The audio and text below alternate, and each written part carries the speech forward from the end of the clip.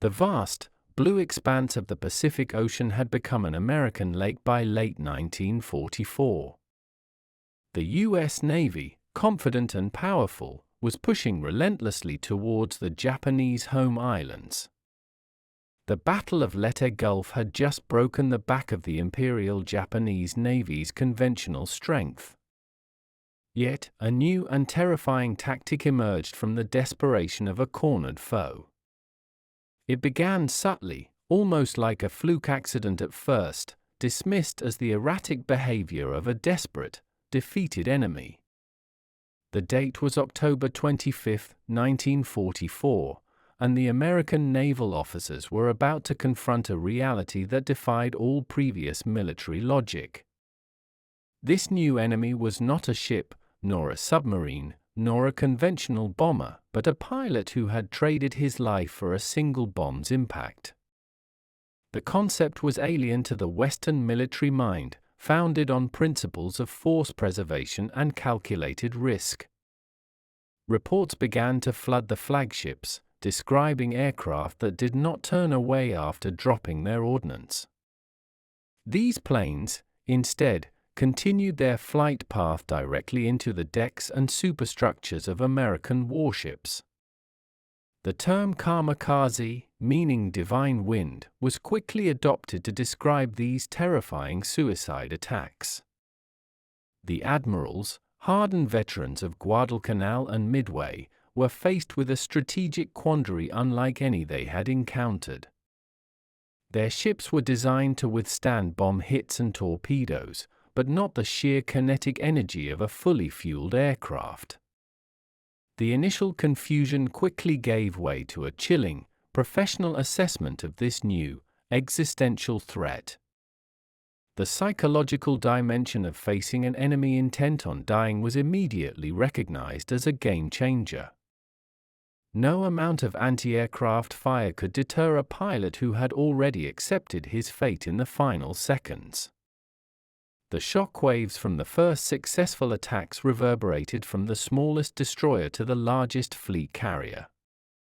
The American assumption of overwhelming material superiority was suddenly challenged by a spiritual weapon of sheer, destructive will. This was the moment when the Pacific War permanently shifted into a gear of unprecedented ferocity and dread for the U.S. Navy. Admiral William Bull Halsey, commander of the mighty Third Fleet, was known for his aggressive, often impulsive, and always confident command style.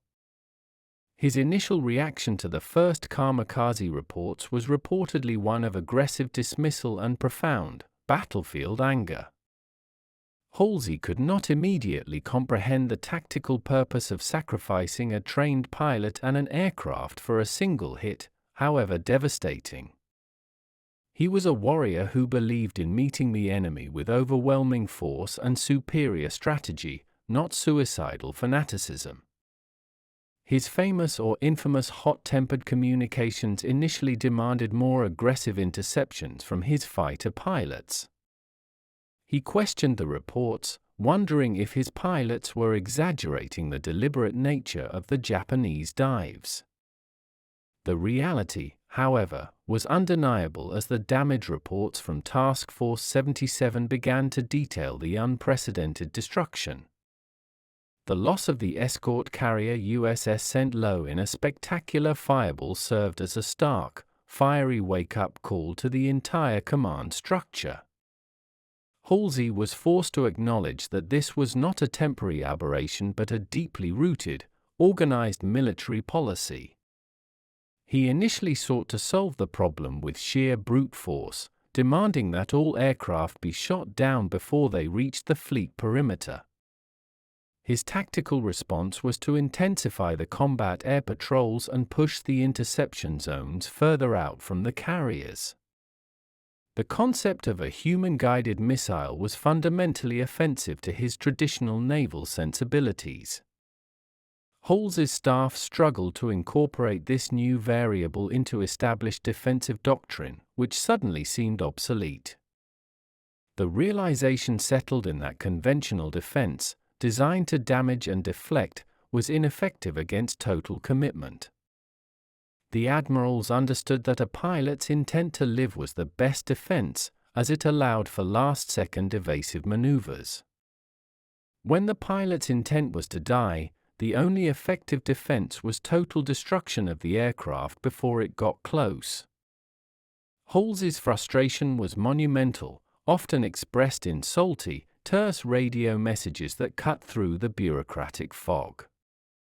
His focus quickly shifted from sinking the Japanese fleet to simply keeping his own incredibly valuable carriers afloat and operational. The small, vulnerable escort carriers and destroyers of Task Unit 3 April, 77, known as Taffy 3, bore the brunt of the earliest, most desperate kamikaze attacks.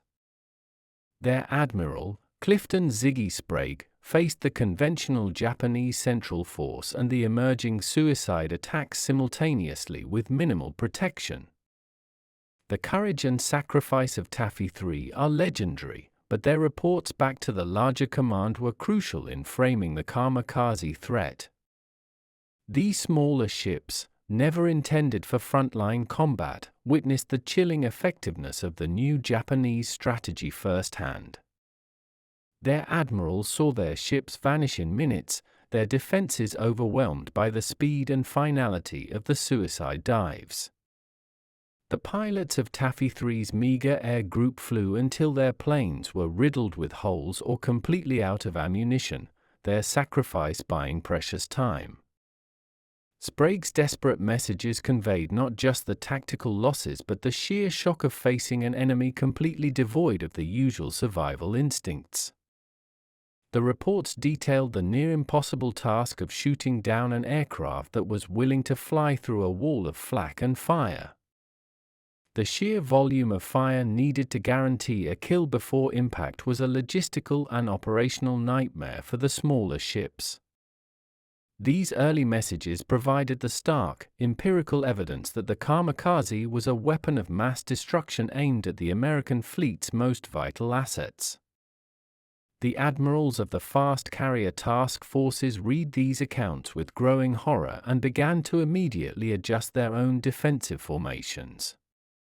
The lessons learned by the crews of the Gambier Bay and the Johnston became mandatory reading for every ship's captain in the Pacific. The accounts described the planes coming in low, weaving through the formation, impervious to damage that would cripple a normal bomber. This visceral knowledge, gleaned from the near destruction of Taffy 3, eliminated all doubt about the nature of the threat. The admirals realized the kamikaze strategy was a direct response to the increasing sophistication of American radar and anti-aircraft artillery. By ensuring impact, the Japanese were bypassing the entire concept of defensive fire designed for conventional evasive patterns. The courage of the sailors who fought these attacks became a rallying cry, but the admirals' new courage alone was not enough to win. Fleet Admiral Chester W. Nimitz, the Commander-in-Chief, Pacific Fleet, held the strategic view from his headquarters at Pearl Harbor. Nimitz was known for his calm, analytical approach, never letting emotion cloud his military judgment. His reaction to the kamikaze wave was one of deep, measured concern, focusing on the strategic implications rather than the immediate tactical shock. He immediately understood that the kamikaze was a weapon of strategic attrition, designed to bleed the American fleet of its irreplaceable ships and men. His primary worry was the potential slowdown of the Pacific campaign as losses mounted and repair times stretched. Nimitz recognized that a high loss rate, even if not crippling, could fuel isolationist sentiment back in the United States and prolong the conflict. He ordered an immediate, comprehensive review of all defensive systems, doctrine, and fleet deployment patterns. His communications to Washington, D.C. were urgent but precise, detailing the need for faster anti-aircraft weaponry and more armored carrier decks. Nimitz stressed the importance of sinking the kamikaze pilots before they even took off, focusing on airfields and maintenance facilities. His overall command philosophy dictated that the fleet must absorb the initial shock and then adapt with superior intelligence and technology. He famously sought advice from every level of his command, from flag officers to destroyer captains, to understand the true nature of the threat. His directive was clear: develop a counter-strategy that recognized the enemy's total commitment while maintaining the fleet's offensive tempo. Nimitz understood the tremendous psychological burden placed upon his sailors, who were now facing an unpredictable, fanatical enemy. He authorized increased rotations and rest periods where possible, acknowledging the non-stop intensity of kamikaze defense. His response was a masterclass in strategic adaptation, refusing to panic but immediately enacting fundamental, systemic change. The Admiral knew that the ultimate answer was to destroy the source of the kamikaze aircraft, which meant getting closer to Japan itself. The strategic planning for the invasions of Iwo Jima and Okinawa now had an entirely new, deadly calculus factored into their logistics. The U.S. admirals had spent years fighting a conventional naval war, respecting the Japanese enemy's skill but relying on superior resources. The kamikaze pilot represented a complete break from this established pattern of warfare and honor. This foe was not seeking a tactical advantage in the dogfight, he was seeking a final, decisive obliteration of his own existence upon an American target. The concept was baffling and disturbing to the American military leadership, rooted in Western military traditions. The Admiral's correspondents often grappled with the ethical and psychological dimensions of this seemingly irrational sacrifice. They struggled to convey the profound difference to their sailors, who were trained to anticipate evasive maneuvers and human error.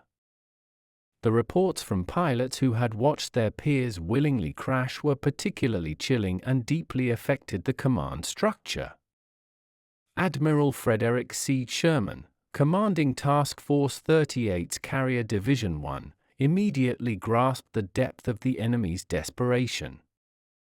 He quickly instituted new defensive tactics, including the use of destroyer pickets far out from the main formation to serve as early warning and sacrifice targets. The admirals realized that the sheer willingness to die made the kamikaze a weapon of incredible accuracy and devastating power. They acknowledged, with a grudging respect and professional horror, the efficiency of the kamikaze as a cost-effective weapon of attrition. The loss of an aircraft and pilot for the potential sinking or crippling of a multi-million-dollar warship was a horrific equation. The American leaders found themselves fighting against a spiritual force as much as a physical one, an enemy they could not deter with logic. The admirals demanded intelligence on the training and psychological state of the kamikaze corps to better understand their motivation. They sought ways to exploit any potential weaknesses in the Japanese pilots' fanaticism, but found very few. The prevailing official tone became one of grim determination, stressing the necessity of utter destruction to counter this extreme threat. This new kind of foe redefined the term hardened enemy for a generation of American naval leadership facing the final brutal phases of the war. The kamikaze attacks immediately exposed the critical technical and doctrinal limitations of the U.S. Navy's existing air defense systems. The standard anti-aircraft gunnery was designed for conventional bombers and torpedo planes that approached at moderate speeds and then attempted to escape. The Mark 37 fire control system and the 40mm Bofors cannons were effective against conventional threats but struggled against a non-evading, high-speed dive.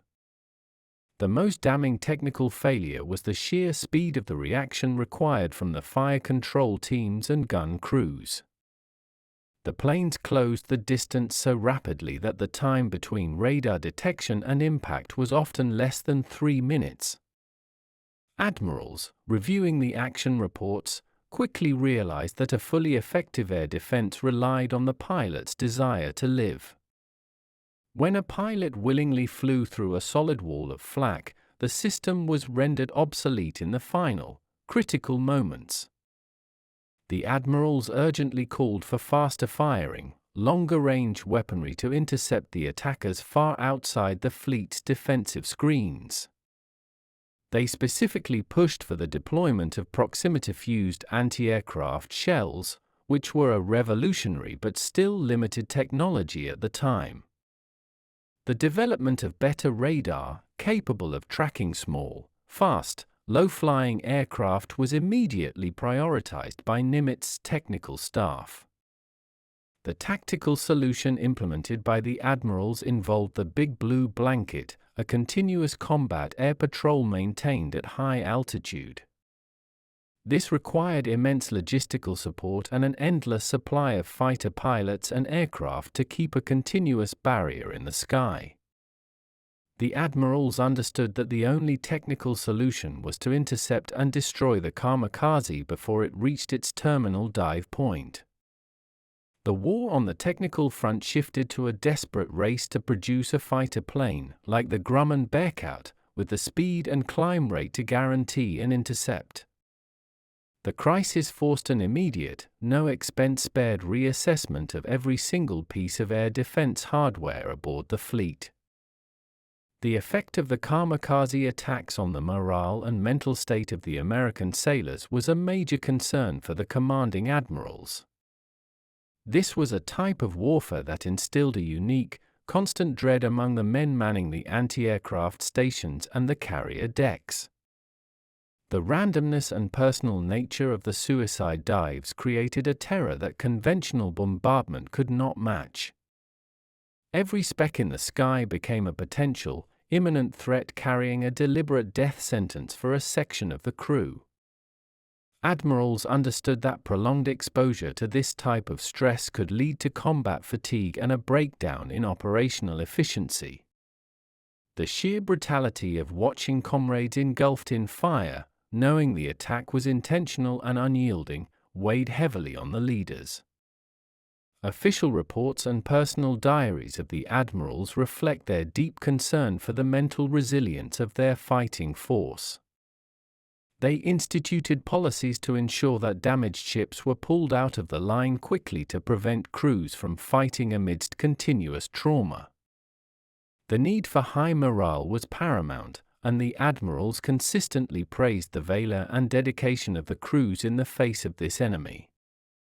Admiral Raymond Spruance, a man of quiet authority, understood that cold efficiency was the only way to combat the fanatical fervor. He maintained strict operational discipline, believing that routine and order could suppress the psychological chaos of the Kamikaze threat.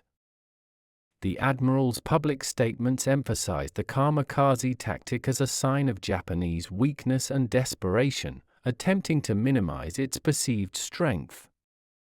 In private, however, they wrestled with the reality that this desperate measure was inflicting a disproportionate amount of damage. The psychological toll became another factor in the strategic planning, dictating shorter deployment cycles and increased rest for frontline crews.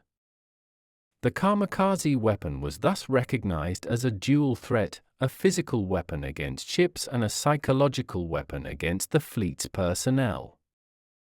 Admiral Thomas C. Kinkaid, commander of the 7th Fleet, operated in the Philippine theater where the first waves of Kamikaze attacks struck. His fleet was responsible for the landings and troop support, making his ships particularly vulnerable targets for the desperate Japanese air attacks. Kinkaid's reports to Nimitz and the Joint Chiefs were urgent, pleading for a fundamental shift in the allocation of air resources. He stressed the fact that his escort carriers and smaller combatants could not withstand the sustained suicide attacks with their current level of air cover. His communications explicitly detailed the need for fighter aircraft to be perpetually on patrol, providing a high-altitude barrier against the inbound threats. Kinkaid's tactical plea was essentially a demand for the fast carrier forces of Halsey's Third Fleet to dedicate more resources to fleet defense. The competition for air assets between offensive strikes and defensive patrols became a source of immediate, interfleet tension. Kinkaid's reports forced the hand of the higher command to reconcile the need for a relentless offensive with the urgent requirement for defense. He argued that a crippled transport or an unprotected troop convoy could fatally undermine the entire invasion effort. His experience at Leyte Gulf showed that the kamikaze attacks could be directed not just at carriers but at any vessel, including landing craft and destroyers. Kinkaid's advocacy was instrumental in the establishment of the destroyer picket system, a vital defensive innovation. These destroyers, placed tens of miles from the main fleet, served as the sacrificial first line of defense and radar warning posts. The Admirals' clear, consistent messaging ensured that the severity of the threat was not underestimated or marginalized by distant planners. He became the voice of the sailors and captains on the front lines, translating their harrowing experiences into concrete strategic demands. His focus on the survival of the landing forces ensured that the logistics of the Pacific War were rapidly adapted to counter the new threat. The U.S. admirals were faced with the stark realization that their entire pre-war and early war defensive doctrine was rendered insufficient by the kamikaze. The primary naval doctrine centered on a multi-layered defense, assuming the enemy would always seek to survive and return to base. The new reality required a new, ruthless doctrine of absolute annihilation of the threat at the earliest possible moment. The new emphasis was placed on over-the-horizon detection and interception, pushing the combat zone as far from the main fleet as possible. The admirals quickly codified the need for a continuous combat air patrol, CAP, that covered all quadrants of the task force 24 hours a day. The doctrine for surface ships changed, emphasizing massed, continuous fire rather than calculated bursts of anti-aircraft rounds. Sailors were instructed to continue firing even if the plane appeared to be damaged or on fire, right up until the moment of guaranteed destruction. A new doctrine for splintering the enemy plane, or causing it to disintegrate high in the air, became the official tactical goal. The use of destroyer picket lines, commanded by their own experienced captains, was officially integrated into the defensive playbook. These pickets absorbed a disproportionate amount of the attacks, saving the more valuable carriers and battleships. The admirals also experimented with new defensive formations, attempting to maximize interlocking fields of anti-aircraft fire. The lessons learned during the kamikaze crisis directly contributed to the post-war development of guided missile defense systems. The naval leadership recognized that this shift in enemy tactics demanded a fundamental revolution in all aspects of naval aviation and defense. The doctrinal change was a testament to the U.S. Navy's ability to adapt rapidly under extreme pressure, absorbing lessons at a terrible cost. The introduction of the kamikaze fundamentally changed the emotional and moral tone of the Pacific War for the American High Command. The war had always been brutal, but the suicide attacks introduced an element of fanatical desperation that few admirals had ever personally witnessed. The American leaders realized that the Japanese military was willing to accept total destruction in a way that defied conventional surrender expectations. This darkening tone fueled the debates back in Washington, D.C. about the ultimate price of invading the Japanese home islands. The admirals understood that the kamikaze was not the last of the desperate measures that the Japanese would employ in defense of their homeland. The battles of Iwo Jima and Okinawa, which saw the kamikaze used with increasing ferocity, confirmed the admirals' worst fears. The knowledge that thousands of specially trained suicide pilots were waiting on Kyushu weighed heavily on the strategic planners. The admirals realized that the final phase of the war would be characterized by a level of sacrifice and carnage not yet seen in the conflict. Admiral Nimitz, looking at the projections for a full-scale invasion, saw the casualty estimates skyrocket due to the anticipated Kamikaze onslaught. The Admiral's reports detailing the human-guided missile threat provided crucial context for President Truman's subsequent strategic decisions. The official records reflect a growing weariness and a desire to end the conflict quickly, avoiding the predicted bloodbath of a full invasion. The Kamikaze attack served as a dire, undeniable warning of the enemy's willingness to fight to the last man. This sense of dread and the escalating brutality solidified the resolve of the admirals to accelerate the war's conclusion by any means necessary. Despite the initial shock and professional consternation, the U.S. admirals quickly adopted a public posture of steely resolve and confidence. The leadership understood the necessity of maintaining a firm front against the psychological warfare inherent in the Kamikaze tactic. Admiral Halsey was famously quoted saying something to the effect of, "When you see a suicide plane coming, it's just a plane." This statement, though an oversimplification, was meant to instill a sense of normalcy and tactical focus in his stressed-out crews. Admiral Nimitz, ever the understated professional, simply directed his forces to destroy the enemy at all costs. His communications emphasized the superiority of American technology and the inevitable outcome of the war despite these temporary setbacks. Admiral Kinkaid, who saw the devastation up close, used more direct, emotional language to inspire the sailors under his command. He stressed the valor of the men who fought the attacks, elevating their sacrifice to a new height of American military heroism. The Admiral's quotes consistently framed the Kamikaze as a sign of Japanese desperation, a last gasp of a dying empire. They never publicly conceded the effectiveness of the tactic beyond the immediate tactical damage it caused. The official line was that the Kamikaze was an unacceptable military tactic that ultimately demonstrated a lack of conventional military options. In reality, they were fighting a daily battle to keep their fleets operational and their men mentally sound in the face of this terror. The Admiral's words were a carefully constructed shield, meant to protect the fleet's morale from the profound dread of the suicide attacks. Their determined quotes helped solidify the public's perception that the U.S. Navy remained the undisputed master of the Pacific.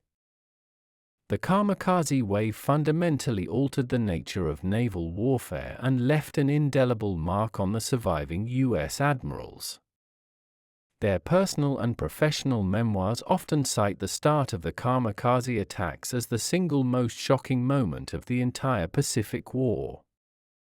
The admirals realized that a purely rational, mathematical approach to warfare could be challenged by an irrational, suicidal force. This experience ensured that future U.S. naval doctrine would prioritize point defense and rapid-fire capabilities against unconventional threats. The lessons learned in the skies over Leyte and Okinawa directly influenced the post-war design of aircraft carriers and anti-aircraft weaponry. The legacy of the Divine Wind is one of both horror and a necessary, painful adaptation for the American military command structure. The names of the ships lost to the Kamikaze, such as the St. Lo and the Bunker Hill, are etched into the annals of naval history. The admirals who survived the war carried with them the memory of the sheer, unyielding desperation displayed by the final Japanese tactic. The Kamikaze attacks served as a haunting counterpoint to the massive American technological and industrial might. The final official assessment by the admirals confirmed that the tactic was militarily unsuccessful in changing the war's outcome, but brutally effective tactically. The U.S. Navy ultimately prevailed through superior numbers, relentless pressure, and a painful, yet rapid, adjustment of its defensive doctrine. The conversations and commands of the U.S. admirals during that wave of attacks define a moment of true crisis and ultimate, grudging professional triumph.